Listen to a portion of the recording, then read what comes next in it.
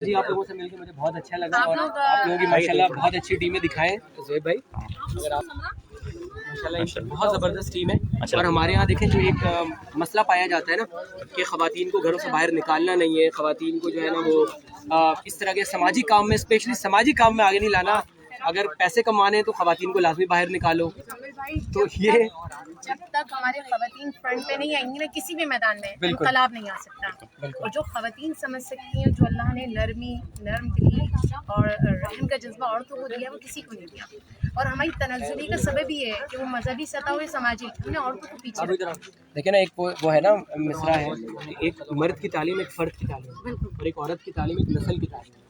ایک اگر عورت ایجوکیشن حاصل کر لیتی ہے تو اس کی پوری جو جنریشن ہے اس کی جو مطلب نسل ہے وہ ترقی کرتی ہے. تو آپ لوگوں کو تو میں سمجھتا ہوں بلکہ ایک تالی بجانی چاہیے ہماری بہنوں کے لیے کہ آپ لوگ ماشاءاللہ اتنا آنر ہے آپ لوگوں کے لیے کہ آپ لوگ اتنے چٹانوں پہ اتنے کم تعلیم مزہ نہیں آیا. میرے خیال میں جتنا آپ لوگوں میں جنون ہے زیادہ ہونا چاہیے.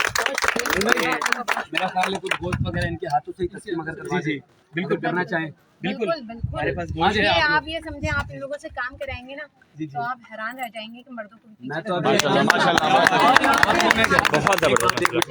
اس سے پہلے جب میں آتا تھا ہم اپنی ٹیم لے کر آتے تھے تو میں یہاں بڑے فخر سے بات کرتا تھا کہ کسی میں دم نہیں ہے اس پہاڑ پہ چڑھ کے کام کر کے دکھائے. یہ سب گواہ ہیں بالکل بالکل. اور لیکن آج آپ لوگ یہاں پہ موجود ہو میں انسیکیور فیل کر رہا ہوں کہ یار یہ کہاں سے آ گئی اور آ گیا نہیں آ گئی. مسئلہ یہ آ رہا ہے پاکستان کے پاکستان زندہ باد.